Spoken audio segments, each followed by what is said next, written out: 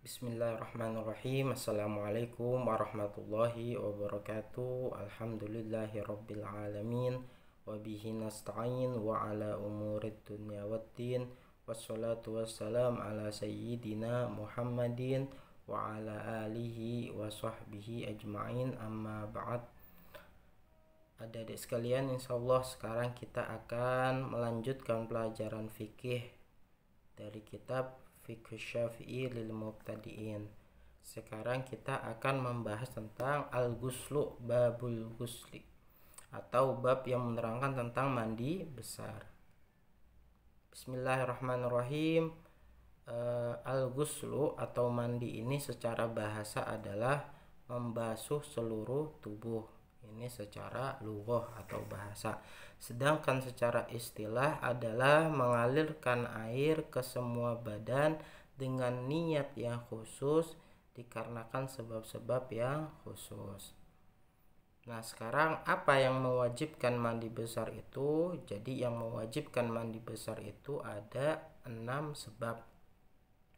Yang pertama, bertemunya dua kemaluan atau iltiqaul khitanain, karena berdasarkan sabda Rasulullah Shallallahu alaihi wasallam, idza jalasa baina syu'abihal arba'i wa massal khitanu al khitana faqad wajabal ghuslu. Apabila seorang laki-laki duduk di antara 4 bagian tubuh wanita dan khitannya menyentuh khitan wanita, maka dia wajib mandi. Maksudnya wajib mandi di sini apa? Yaitu mandi besar.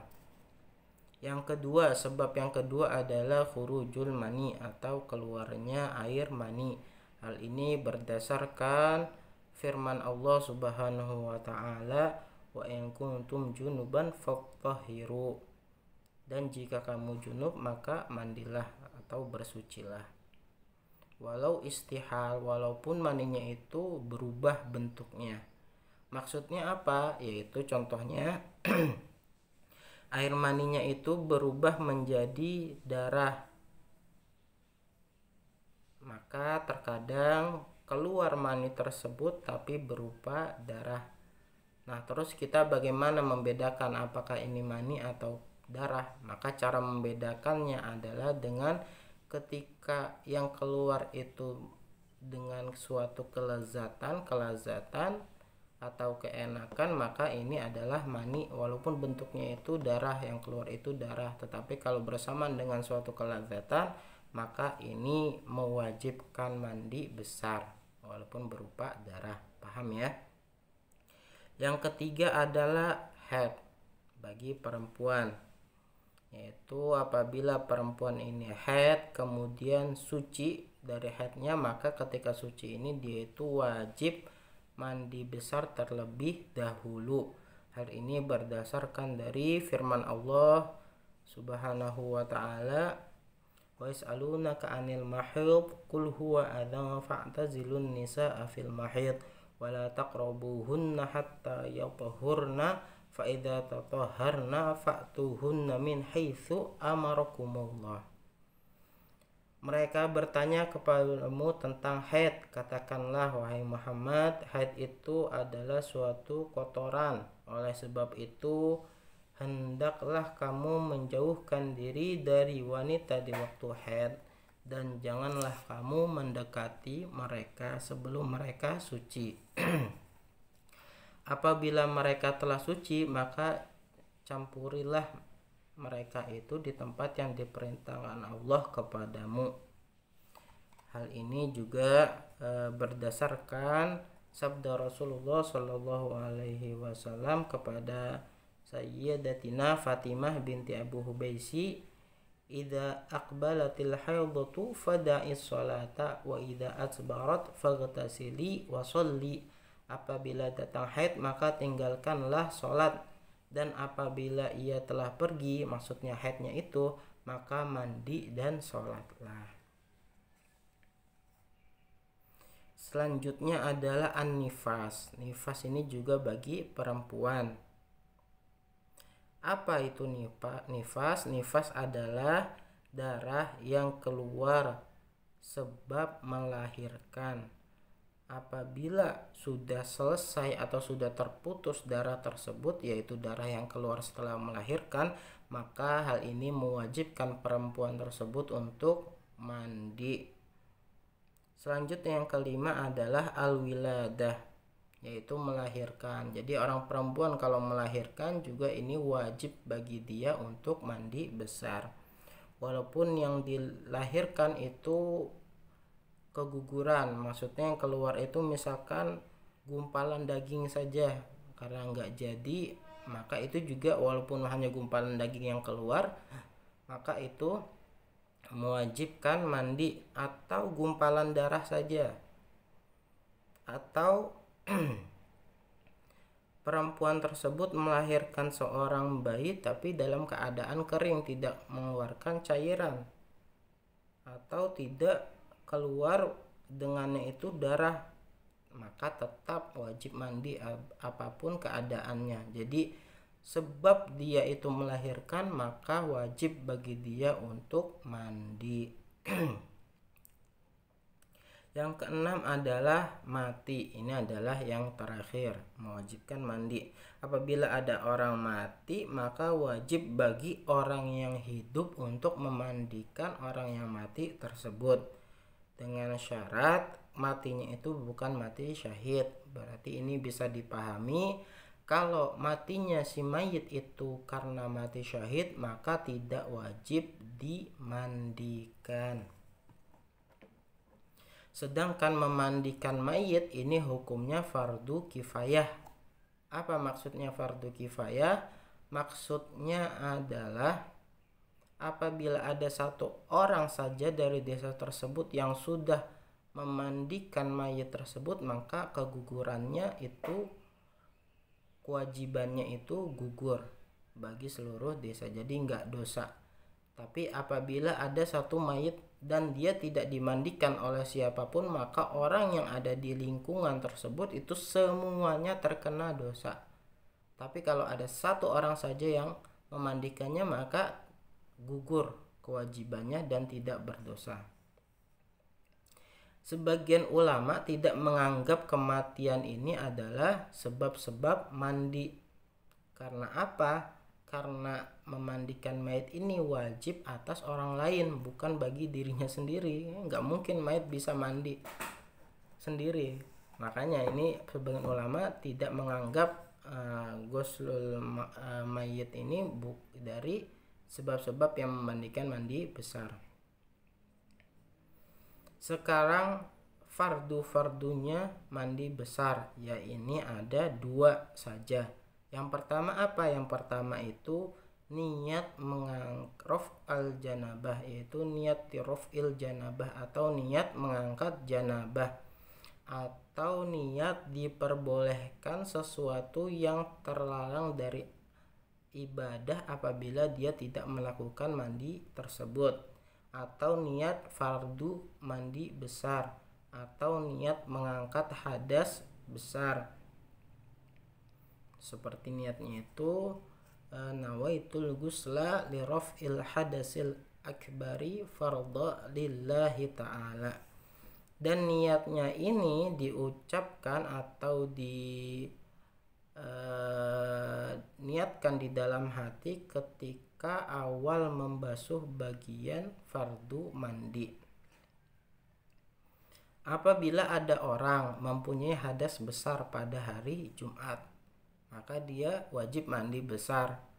Dan kebetulan hari itu hari Jumat, yang mana hari disunahkannya mandi Jumat. Maka kalau misalkan dia niat janabah, yaitu niat mandi besar, dan niat juga sunnah hari Jumat, mandi sunnah hari Jumat, maka dia akan mendapatkan kedua pahala tersebut. Apabila dia hanya niat salah satu saja, yang lain tidak diniatkan, maka hanya mendapatkan apa yang diniatkan saja. Contohnya pada hari Jumat dia hadas besar, tapi ketika mandi dia hanya niat untuk janabah, maka dia akan mendapatkan janabah tetapi tidak mendapatkan sunnahnya mandi Jumat. Begitu juga sebaliknya. Paham ya? Apabila ada orang berhadas kemudian junub, maka cukup baginya itu untuk mandi dan wudhu dan jinabah. Jadi cukup baginya mandi ini, mandi besar, untuk menggantikan wudhu dan janabah. Jadi mandi besar ini dia itu bisa menutupi wudhu dan janabah. Contohnya seperti ini, apabila ada orang kentut, maka dia wajib wudhu ketika mau sholat, dan kemudian dia itu keluar mani, hadas besar, maka dia punya dua hadas, hadas kecil dan hadas besar. Nah, apabila dia melaksanakan mandi besar, maka cukup baginya. Jadi mandi besar ini bisa menutupi hadas besar dan hadas kecil. Walaupun mandinya tersebut tidak wudhu, tetapi dia mandi tanpa menyentuh kemaluan, tanpa ada sesuatu yang membatalkan wudhu, maka walaupun tidak wudhu, di sini dia dalam keadaan suci dari hadas kecil dan hadas besar. Ada syarat-syaratnya, tapi paham ya. Dan fardu yang kedua adalah meratakan seluruh badan dengan air. Jadi seluruh badan harus terkena air. Termasuk rambutnya, maka wajib melepaskan kepangan rambut. Ini kebanyakan perempuan. Kalau perempuan itu rambutnya dikepang, maka wajib dilepaskan kepangannya ketika mau mandi besar. Apabila kepangan tersebut, kalau dikepang, air tersebut tidak tembus ke dalam rambut atau kulit kepala, tetapi dimakfu dalamnya rambut yang menggumpal. Contohnya sebagian penduduk suku pedalaman itu tidak memotong rambutnya sehingga rambutnya panjang dan menggimbal. Nah, ini ada uzur di sini, susah untuk melepaskan gimbalan tersebut. Maka ini enggak apa-apa, dimakfu. Jadi dibasuh sebisanya saja. Begitu juga kulitnya, setiap kulit dari jasadnya orang tersebut itu wajib terkena air, baik kulit luar, kuku, atau telinga bagian luar. Kemudian kemaluan wanita yang nampak ketika duduk jongkok. Ketika jongkok itu juga wajib dibasuh ketika jongkok. Untuk apa? Untuk qadha'il hajat atau buang hajat. Ini bagi perempuan. Nah, sekarang kita akan membahas sunnah-sunnahnya mandi. Yang pertama itu apa? At-tasmiyah, yaitu membaca basmalah. Dan yang kedua itu adalah membasuh telapak tangan terlebih dahulu 3 kali sebelum memasukkannya ke dalam wadah untuk mandi. Yang ketiga adalah wudhu terlebih dahulu. Yang keempat adalah membasuh kepala 3 kali. Dan yang kelima adalah membasuh seluruh jisim atau badan. Yang keenam adalah menggosok-gosok bagian yang sudah terkena air. Dan al-mualah atau nuli-nuli bahasa Jawanya, atau secara langsung, tidak ada jeda. Yang ketujuh adalah memperhatikan tempat-tempat lipatan tubuh seperti persendian, misalkan bagian leher atau bagian siku ini persendian di sini, maka wajib digosok-gosok. Harus diperhatikan bagian lipatan kuping, paham ya, harus terkena semua. Pokoknya yang semua kulit luar yang kita bisa nampak dari luar, maka itu wajib terkena basuhan air ketika mandi besar. Kemudian membasuh setiap anggota tubuh 3 kali. Ya, itu adalah sunnah-sunnah mandi besar. Selanjutnya syarat sahnya mandi. Maka syarat sahnya mandi itu ada 10. Yang pertama itu apa? Yang pertama adalah al-Islam. Maka tidak sah mandi besar bagi orang yang kafir. Jadi apabila ada orang kafir berhubungan badan kemudian dia niat mandi besar, maka itu tidak sah hukumnya. Yang kedua adalah tamyiz, maka tidak sah mandinya orang gila, contohnya itu enggak sah karena harus tamyiz. Yang ketiga adalah sucinya air. Jadi air yang digunakan untuk mandi itu suci. Yang keempat adalah tahaqququl hadas, atau adanya hadas itu benar-benar ada, benar-benar dia itu punya hadas besar. Apabila ada orang mandi kemudian ragu-ragu apakah dia itu berhadas setelahnya atau tidak, kemudian dia mandi ketika ragu-ragu tersebut karena ihtiyat atau karena hati-hati, maka tidak mencukupi mandi besar tersebut andaikan dia benar-benar berhadas besar. Jadi nggak cukup. Jadi dia itu harus yakin kalau dia itu punya hadas besar terlebih dahulu baru mandi. Kemudian yang kelima, syarat sahnya mandi adalah tidak adanya sesuatu yang menafikan dari keluarnya mani atau masuknya hasyafah, yaitu zakar laki-laki ke farjinya perempuan. Begitu juga dengan haid dan nifas. Yang keenam, tidak adanya penghalang antara air dan anggota yang dibasuh. Seperti apa? Seperti ada tanah di kulit kita atau ada lilin di kulit kita, maka tanah atau lilin tersebut harus dihilangkan terlebih dahulu. Yang ketujuh adalah mengalirkan air ke semua badan. Yang kedelapan adalah mengetahui cara mandi besar, itu juga syarat-syaratnya. Yang kesembilan adalah bisa membedakan fardu-fardunya mandi besar bagi orang yang belajar ilmu agama seperti adik-adik tersebut. Adik-adik ini, maka wajib bagi adik-adik ketika mandi besar itu tahu ini fardunya mandi besar, ini sunnahnya mandi besar, ini fardunya mandi besar, ini sunnahnya mandi besar. Jadi harus tahu. Berbeda dengan al-ami. Apa itu al-ami? Ami adalah orang awam. Orang yang tinggal di tempat yang tidak ada ulama, misalkan orang yang tidak belajar agama dan tidak ada ulama di sekitarnya, maka cukup baginya untuk tidak menganggap bagian fardu itu adalah bagian sunnah. Maka ini kalau seperti itu aja maka sah mandinya. Tetapi kalau misalkan bagi orang yang belajar agama maka tidak diperbolehkan.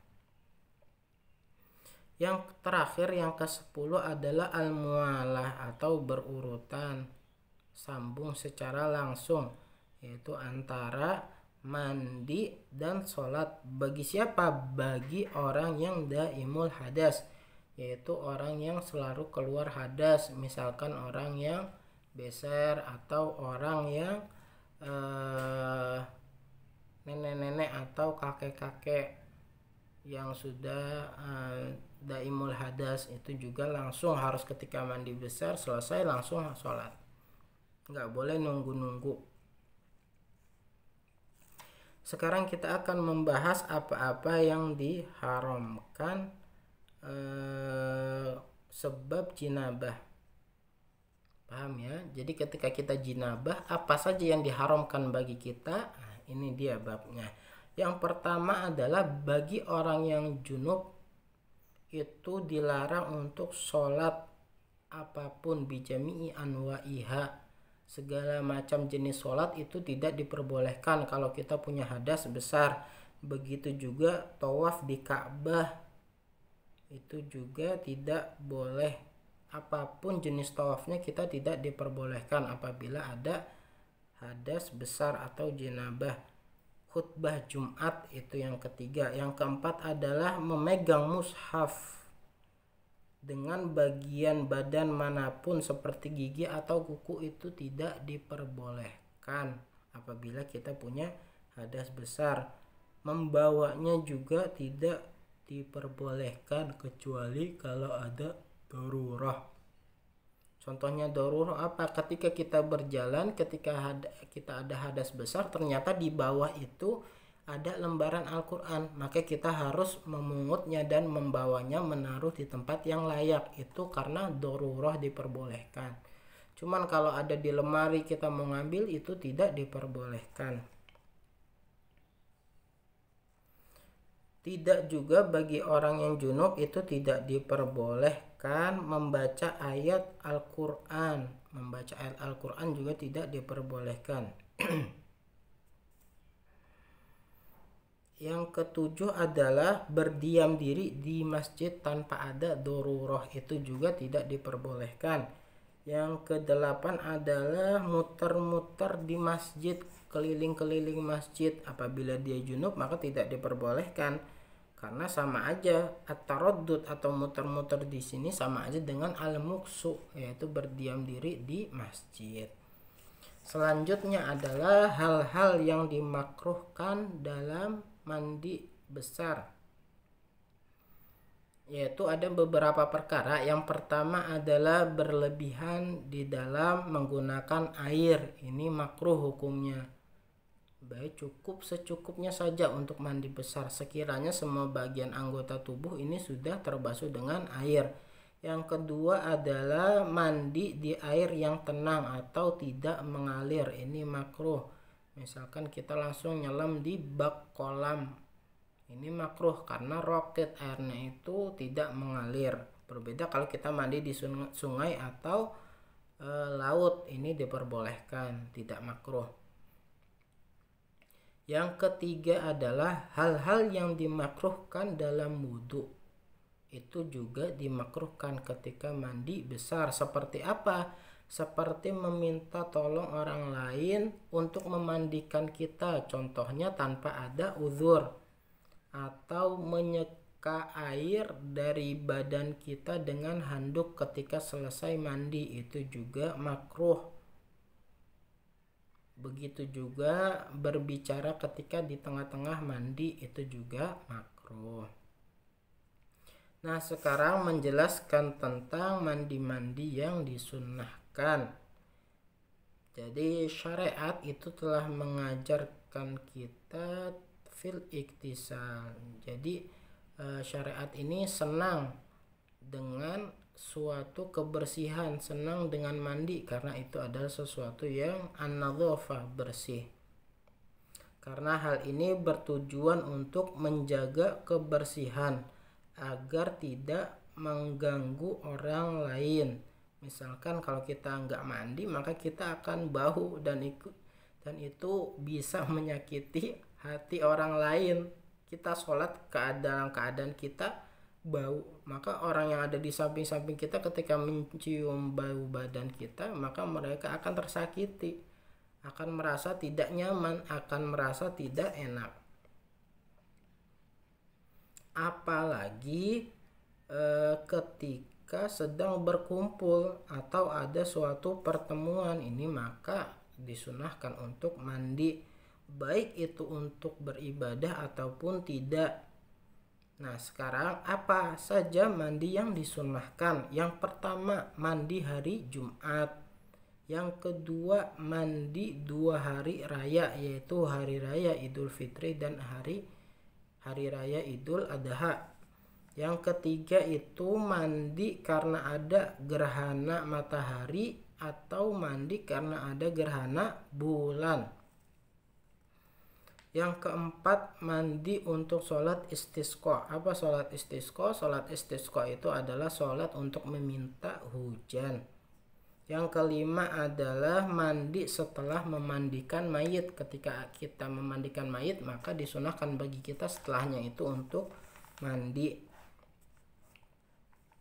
Yang keenam adalah mandi bagi orang yang mau ihram untuk haji atau umroh, itu juga disunahkan mandi. Yang ketujuh adalah mandi mau masuk Makkah Mukarramah. Ini disunahkan ketika kita berhaji dan mau masuk Makkah Mukarramah, sebelum masuk disunahkan untuk mandi besar. Yang kedelapan adalah mandi ketika mau wukuf di Arafah. Yang kesembilan adalah mandi ketika mau melempar jumroh atau batu di setiap hari dari hari-hari tasyrik. Dan yang terakhir yang ke-10 adalah mandi ketika mau masuk Madinah Munawwarah atau kota Nabi. Ini disunahkan sebelum masuk Madinah di Arab Saudi. Di sana sebelum masuk kita disunahkan untuk mandi besar. Sekarang kita akan membahas permasalahan-permasalahan yang lain. Masailul ukhra. Ini adalah bab yang terakhir dari bab mandi besar. Yang pertama, apabila berkumpul antara wajibnya mandi besar, yaitu membasuh ketika mandi, dan najis di badan, ataupun wudhu berkumpul dengan najis di anggota yang wajib dibasuh dalam wudhu, maka cukup membasuhnya 1 kali saja. Misalkan kita mau mandi besar dan di wajah kita di sini ada darahnya, maka cukup bagi kita itu untuk mandi seperti biasa sampai ini hilang. Itu cukup. Bighuslin wahid. Yang kedua adalah sah hukumnya mandi 1 tetapi bisa mencakup mandi wajib dan mandi sunnah. Jadi kita hanya 1 kali mandi tetapi kita niat mandi wajib dan mandi sunnah, kita dapat keduanya. Contohnya kita punya janabah dan kita juga punya pada hari itu hari Jumat, kita niat keduanya, mandi janabah dan sunnah hari Jumat, maka kita akan mendapatkan kedua hal tersebut. Yang ketiga adalah apabila berkumpul hadas besar dan hadas kecil, maka cukup bagi kita itu untuk mandi saja. Baik itu kita niat wudhu bersama dengan mandi tersebut atau tidak. Misalkan kita punya hadas kecil dan hadas besar. Hadas kecil ini mewajibkan wudhu dan hadas besar mewajibkan mandi. Nah, kita hanya melakukan mandi besar saja, maka ini juga sama aja kita menghilangkan hadas kecil. Jadi kita tidak perlu wudhu dengan syarat kita ketika mandinya besar tersebut itu tidak menyentuh kemaluan, dan tidak ketika mandi itu kita tidak melaksanakan hal-hal yang membatalkan wudhu seperti memegang kemaluan dan lain sebagainya. Baik kita itu dalam mandi besar tersebut membasuh bagian anggota wudhu secara teratur atau tidak. Karena apa? Karena masuknya wudhu di dalam mandi. Ingat ya, jadi mandi besar itu bisa menutupi hadas kecil atau wudhu. Karena hadas itu tidak berbilang, sehingga berapapun banyaknya hadas, kewajibannya bersuci itu hanya cukup sekali.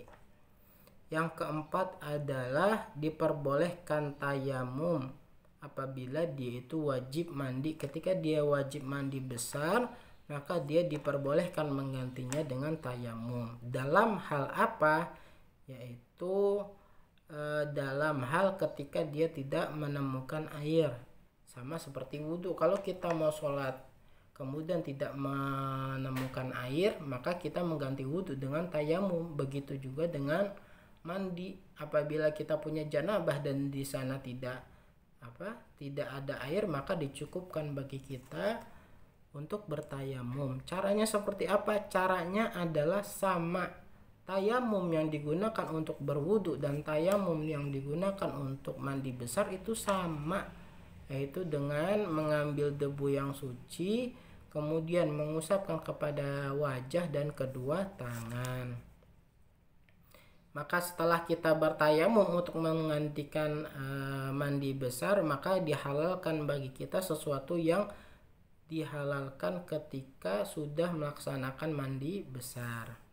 Dan yang terakhir atau yang kelima adalah diperbolehkan bagi laki-laki dan perempuan untuk mandi di satu wadah yang sama, ina yang sama. Seperti yang diriwayatkan oleh Sayyidatina Aisyah, beliau berkata,